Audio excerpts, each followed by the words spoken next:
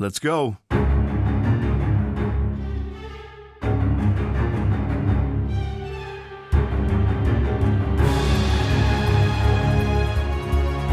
You ever dance with a deadite in the pale moonlight?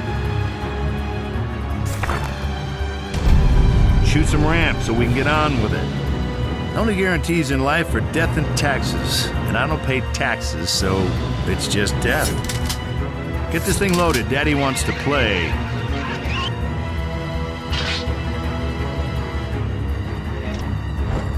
Guns loaded. Wish I was. Oh.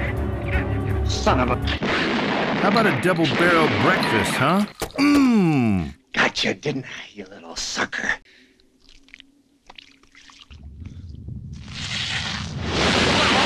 Ah, this is probably gonna stain. Might have to soak that.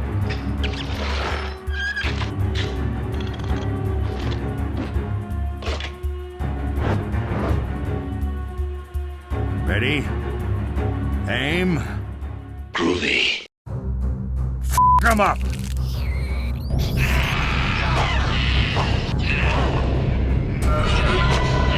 You bash that big ugly deadite. Doesn't matter. Whatever you call it. Bash it. For God's sake, what happened to our eyes? Lady, the years have not been kind. Look, I've been locked down there before.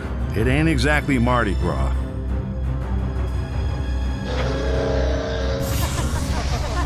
Let's see, us versus two dead assholes in a book. I like these odds. Even now, we have our darling fingers so. Please, Ash, please don't hurt me. Breakups are never easy. Cabin lock is lit. I wouldn't go in there, but, you know, knock yourself out. Där hitchhiker dans de rosa. Ganda. Shut it off. Ganda. Shut it off. Ganda.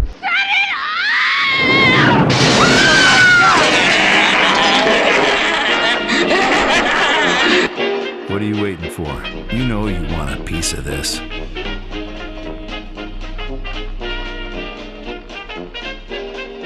It's really hard for me to even nail down exactly what I am most excited about in this game because I'm in a fortunate position where I get to be involved in all of the most fun parts of the process, from co-designing the layout with Spooky Luke, writing half the script on the machine, to being involved with the modes and the rules.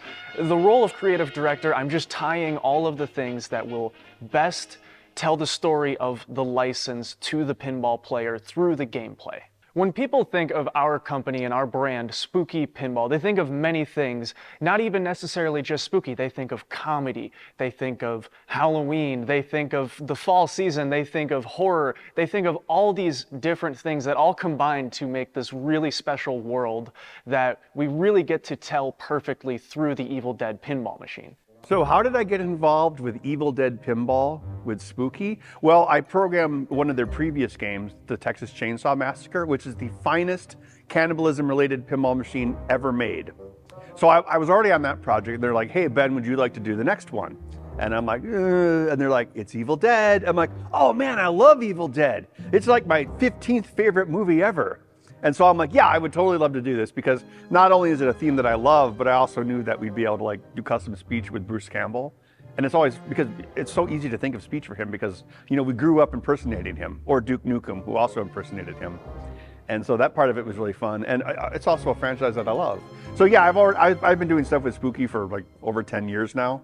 So this was just kind of like a natural evolution. Spooky Pinball, very famous for our dual themes in the past, and we said we wouldn't be doing a dual theme, but you know, maybe that's not necessarily true. Many people may not realize this between the two films here, but The Evil Dead and Evil Dead 2 Dead by Dawn are two completely separate, different licensors, and we were very fortunate that both were willing to work together on this project so that we can give you the best possible Evil Dead experience that you could imagine. There's many things about this game that I was excited about, but the thing I'm hands down the most excited about was the opportunity to write the script for Ash's character in this machine, done by none other than Bruce Campbell himself.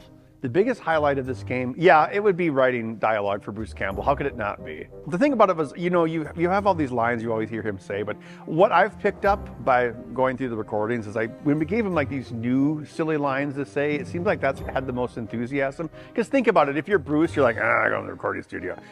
Groovy, hail to the king, right. So it was fun trying to give him new things to say, but also that fit in the spirit of Evil Dead. The stuff that I wrote, I just completely went with that. And, you know, he voiced it, so I must be okay.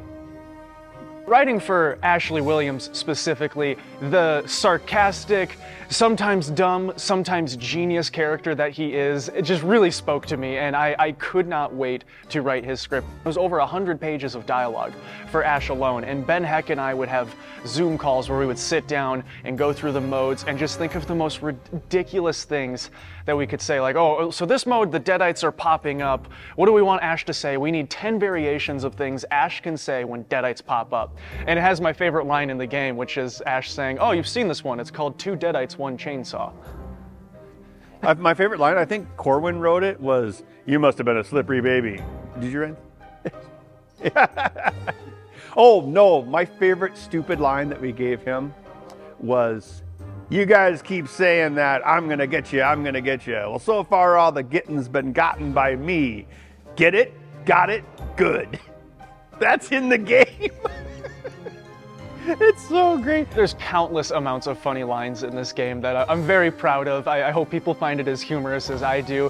Some of it's pretty dark humor, some of it's poking fun at himself, poking fun at the player. What the funny part is I'm very passionate about how the script turned out, but in actuality, I didn't need to do that good of a job of writing it, because the lines we would give Bruce, he would riff upon it himself and really make it his own. He brought the full character out into this game.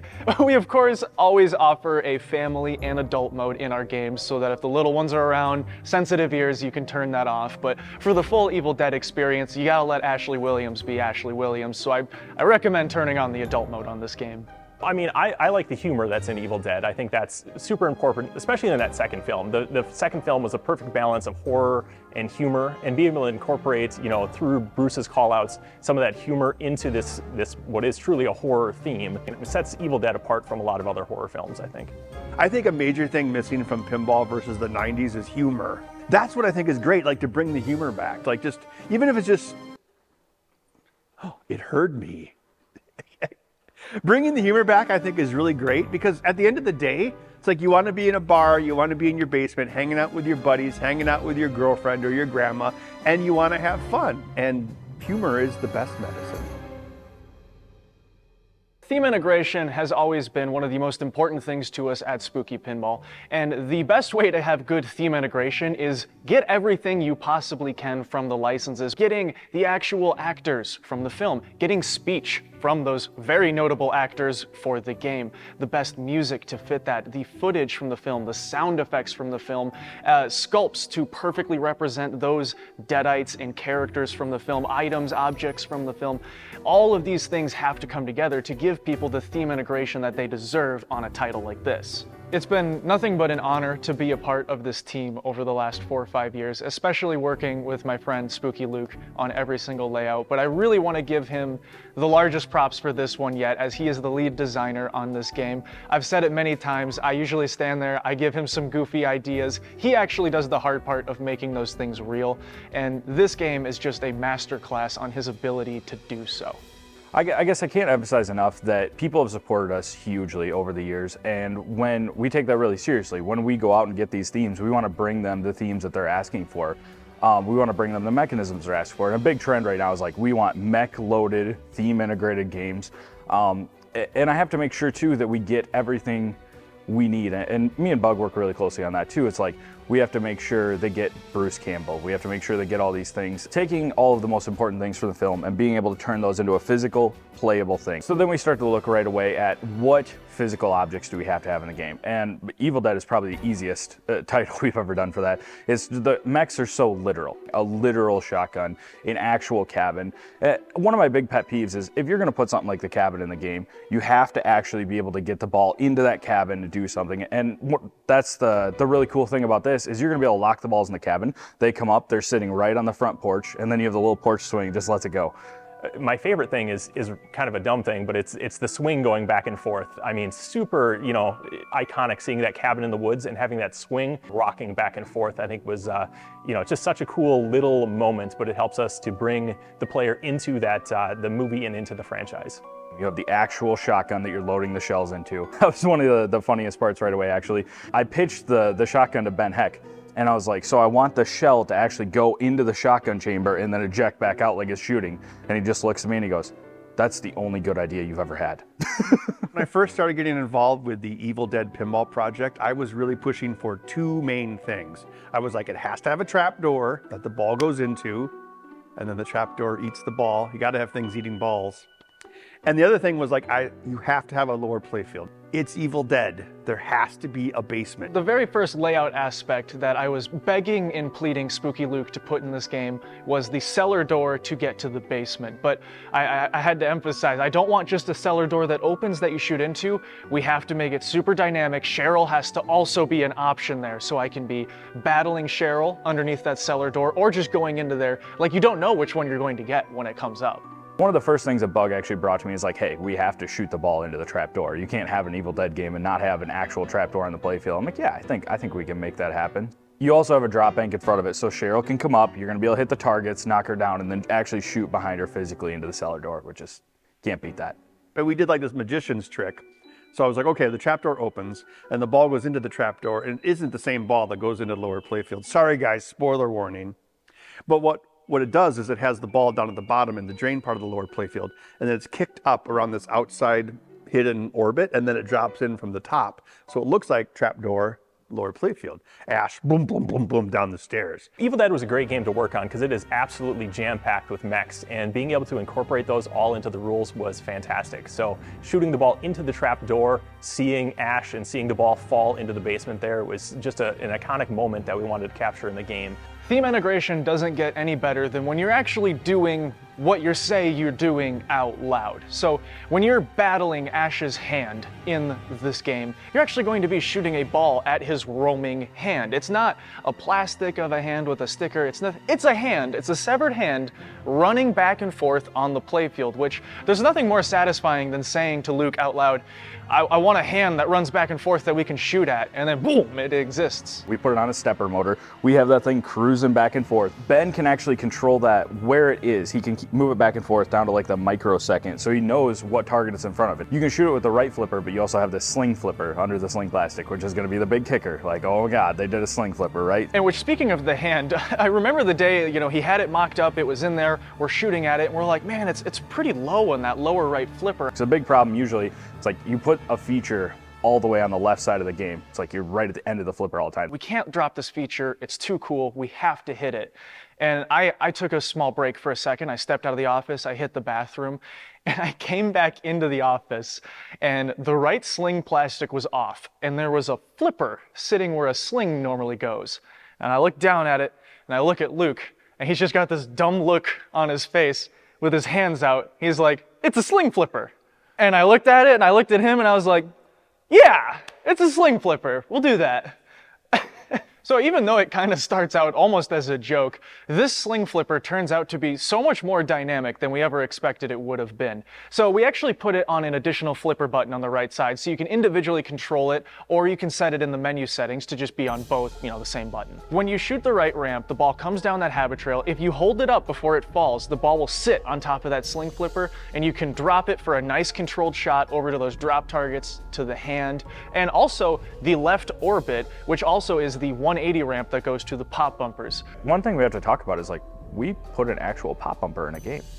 And I don't know if that's a secret or if Bug let that out earlier, but we put there's 3 of them. There's 3 pop bumpers in the game in a normal configuration, but getting them is far from normal because you can hit them from a sling flipper, because we weren't just gonna put 3 pop bumpers in and not do something weird. We can't do that. You're gonna shoot it up, hit a 180 ramp right into those 3 pops.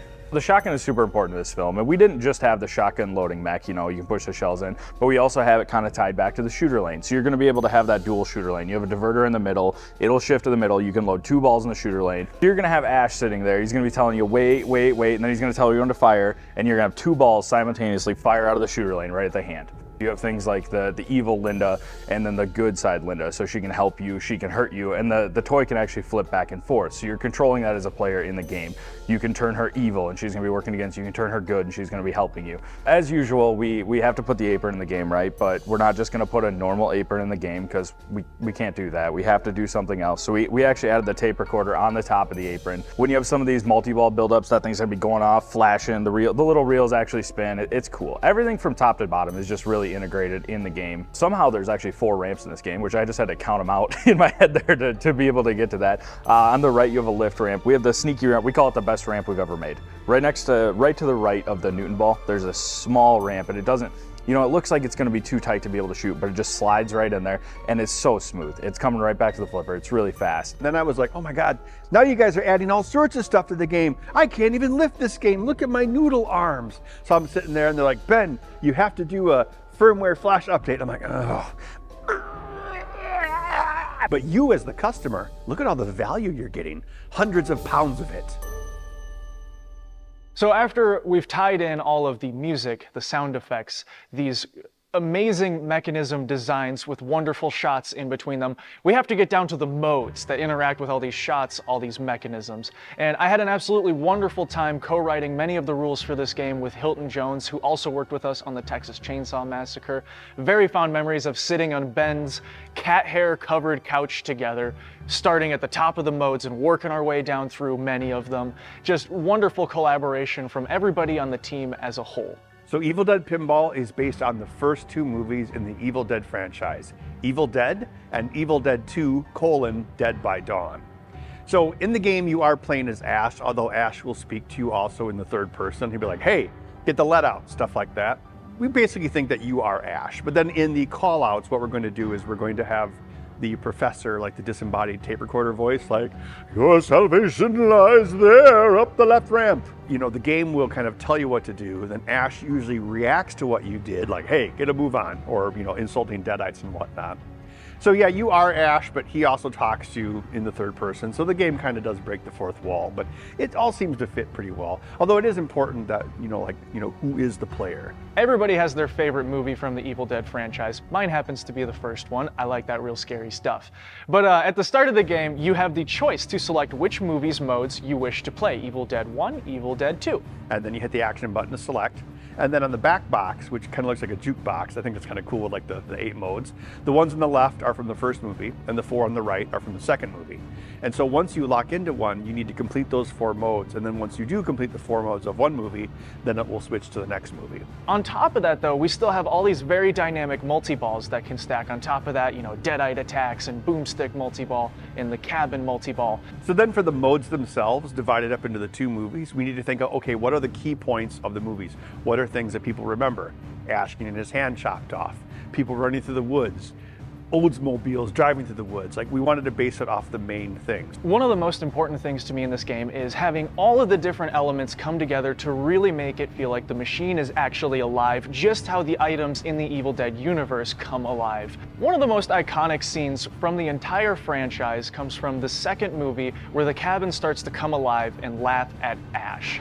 This is an experience that I really wanted to make sure we got into the machine, because it is the most Evil Dead thing to me. It just perfectly encapsulates everything that's going on in the series of Ash losing his mind.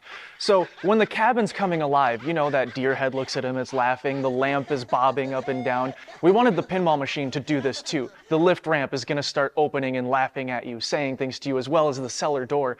The pop bumpers are going off, the hand is moving. The game is really coming alive while you're playing it and holding it. And in the insanity mode, as you interact with the Necronomicon, you're going insane. You hit that insanity mode, the game comes alive. You have to shut it all off. You have to calm it all down and get it to stop by hitting those items to get them to stop laughing and doing things to you. My favorite mode currently in the game is Deadite Multi-Ball, where we have these two awesome Deadites that are popping up and essentially blocking your path at the jackpots. So you are trying to constantly knock them down and collect the jackpots behind them, and they're going to keep rising up from the grave and keep blocking your path. It's super interactive and a good use of the mechs and how we're able to incorporate those awesome mechs that are in this game into the rules. Deadites, the Evil Dead, they're all very tricky. And Linda in the game, she's going to be trying to trick the player all the time. You have Ash there to help you, but she'll be saying things like, Ash, the ball save is on. The ball save's gonna turn on. It's not on. If you drain, they got you. So the Deadites are gonna be tricking you. The Necronomicon's gonna be tricking you. Everything in this game's coming alive and giving you that full insanity experience of the Evil Dead. But then we also have other sub-wizards based off some of the larger moments in the movie. So like in Evil Dead 2 when he fights Henrietta in the basement, that's its own dedicated multi-ball. There's also a dedicated multi-ball for when his sister gets possessed in the first movie. And then after that we have like Kandarian Demon sub-wizards, and then of course the wizard mode, but who knows what that is. You have multiple wizard modes, mini wizard modes, movie modes, multi-balls specific to objects in the game, character multi-balls, insanity modes. There's a lot to be doing in this game. So the first thing you see when you walk up to a pinball machine is the artwork, of course. And this game has some very eye-grabbing artwork done by none other than Christopher Franchi himself.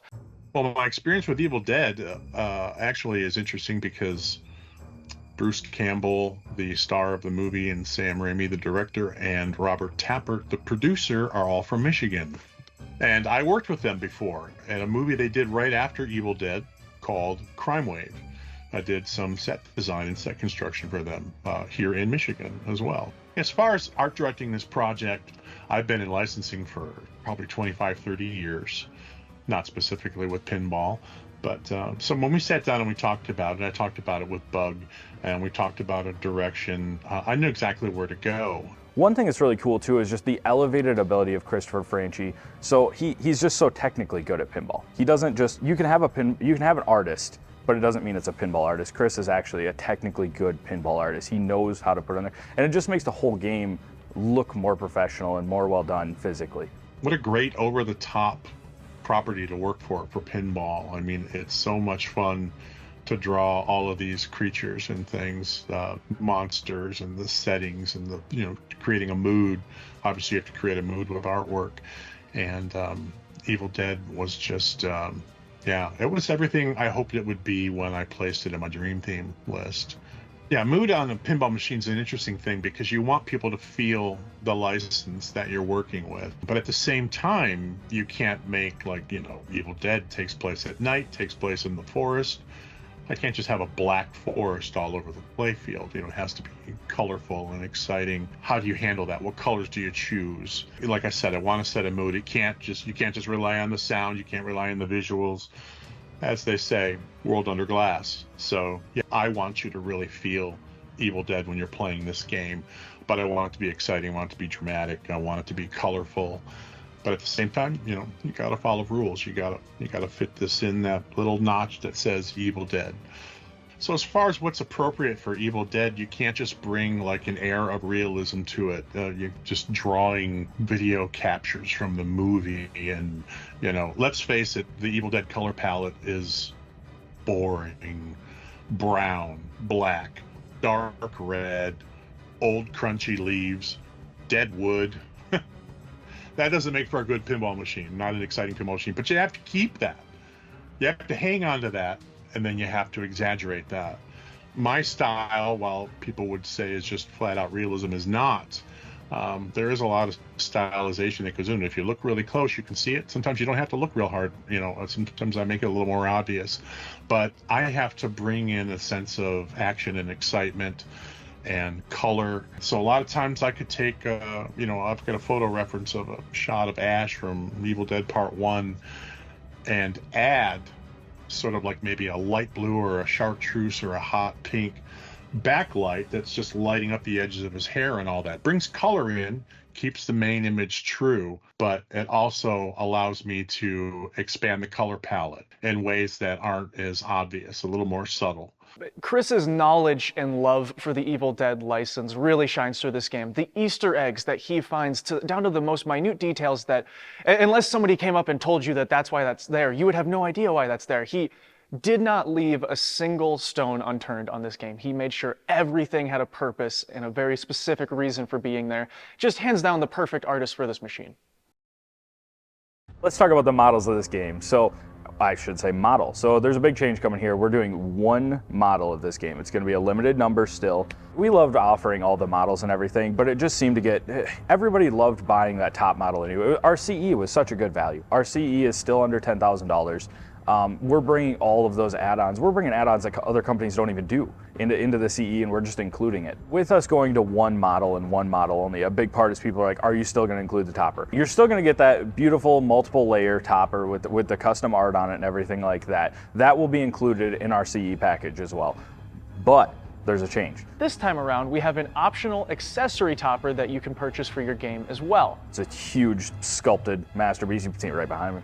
It's right there. It's looking at us. So when you purchase your Evil Dead Pinball machine, and I know you will, you have two options in your cart after you make your purchase. You have the direct print butter cabinet, which we've become very famous for, and of course the additional topper. We're going to have that available at launch. So you're going to be able to get that option right away. It's going to ship with your game. You're going to get it right away. You don't have to wait for it. It's not coming later or anything like that. You're going to be able to pick that out as an option and have it. So we were very fortunate to work with horror special makeup effects artist Gary Tunnicliffe, very notable for the Hellraiser series in the 90s and a ton of horror movies throughout the 2000s. And he designed this Cheryl topper. I proposed this concept to him of Cheryl on top of the actual game with the cellar door above her head, and she's sitting up there and she's yelling and screaming things at you and moving and popping it up and down. And I honestly thought I was overdoing it. I thought I was like asking for too much. It would be too crazy, too expensive, all these things. And he sent the sketch back. He thought he could do it pretty easy. And on top of that, he's a really damn good effects artist. There's never been a topper quite like this in pinball. The convincing effect that it has, where it really does look like she is hidden in that cellar and crawling out of the top of your game. She's doing it. She's doing the thing right now. It's kind of making me nervous. From the detail of the dirt under the fingernails, the glossy eyes, the bent nails in the wood boards on this topper, it has to be the most detailed topper that there has ever been, and you really need to get up close and personal with it to experience that for yourself. The topper's terrifying, by the way. It's actually terrifying. Like, it scares me. Oh man, this is always the hardest part. Now I have to list all the options, and we're gonna sit here and do 10 takes of this while I try to list them in order. So we got the powder coated legs as usual. The whole armor package, I should say, is just totally powder coated. We got the custom cut side rails like we always have. We got lighted flipper buttons, lighted action button to go with that. Everything's lighted in these games. Lighted speaker grills we got with the custom laser cut cutouts on that. The knocker and shaker in the game, like we always do. We include a real knocker still. Oh yeah, we have the custom start and launch button as well. Franchi did art for even the start and launch button. On your powder coated coin door, you have that magnet that's on there. We just include art for everything because there needs to be art on every surface, you know? We have the interior graphics. Speaking of art, we always include those with our games. We've added magnetic art to the apron and the speaker panel. We got that CE plaque up there. Always do a nice custom CE plaque for the games. We print a real back glass in our games. It feels real. It has a full quality on the back. You don't have some kind of wrinkle or weird translator or anything like that. You got a real back glass. Another thing we've really improved is our motors. So the hand is actually running on a stepper motor. We brought in a nice big beefy stepper motor, and that thing's gonna be really robust for everyone, I think. That it also allows Ben to do really precise controls of what that hand is doing. Just reverse them back and forth, do all kinds of crazy things. And that actually transfers to the topper as well. We went with like a full gearbox motor, super robust. It's quiet too. It's even quiet. It's huge, but it's quiet, unlike me. But we've kind of refined almost like Spooky Phase 3, we're kind of saying. So it's like we've upgraded so much more of our equipment, and our capabilities are just getting higher and higher in the engineering department. Physically, the game is just, it's so nice. All of our previous games have felt like they really had a central focus, whether that was flow or sculpts, like the spectacle of it. What I really feel strongly about with the Evil Dead is this feels like the culmination of all of those things together. It feels like every time we've had a central focus, all of those things have been combined now to make the actual perfect spooky pinball experience on a machine. We've just gained so much experience over the last 4 or 5 years here, and I feel like this game is just such a culmination of tying together. We've upgraded our equipment, we've upgraded our engineering, we have these great people and talents that we work with, and we're kind of all putting it together. And this just really feels like we've put it together. Like this is kind of just that next phase where it all came together, and it's just our best work yet. You know, when everybody's happy and everybody's at the top of their game and everybody's doing what they're supposed to be doing and happy to be doing it, it shows in the end result. You know, you look at one of their pinball machines and all you see is perfection from top to bottom, and care and effort, and like it's all there. It speaks for itself. It's just a fantastic game. I'm sitting here, I keep looking over my shoulder at all the different features. I could talk about it for hours. It does not feel like I'm ever gonna have enough time to talk about all the different things in this game. So at this point, the game's going to have to just speak for itself, which it metaphorically and literally does speak for itself. Yeah, she's saying yes, yes. Well, like anything, at the end of the day, it's night. Well, at the end of the day, you know, so much love and care has gone into this game that there's no way you can't love this game. It is packed. Don't be afraid. I know the topper's kind of scary. There's a scare and a thrill around every corner of this game. It is so much fun to play. There's so much going on. It's so perfect for Evil Dead. We are obviously working on these games well in advance, and you know, it's all in secret. And finally being able to talk about Evil Dead and that we are bringing it to the pinball world is just crazy exciting, and I can't wait for everyone to play it. It's just the best overall game we've ever made. It just is. It's really the best overall game we've made. The experience and the time and the people, I think the talents, they've all just come together, and it's just the best freaking thing we've ever done, man. I'm really looking forward to people getting a chance to play Evil Dead Pinball from Spooky. It's been a blast working on it, and I hope people enjoy playing it as much as I've enjoyed making it. I'm to a point where I don't know how to express further our love and pride that we have in this game, other than by saying this is our love letter to pinball. This is what pinball means to us. This is Spooky Pinball as a machine. And when you get your hands on it for yourself, dude, it's a boomstick that is absolutely going to blow you away, and you will understand exactly what I'm saying here. So thank you, everybody. I saw the outtakes last time. You guys did me dirty. Hi, I'm Ben. I work from home, so I don't have to deal with these guys most of the time. And also I can pick my nose and no one can see it. Cue the stone cold music. Stone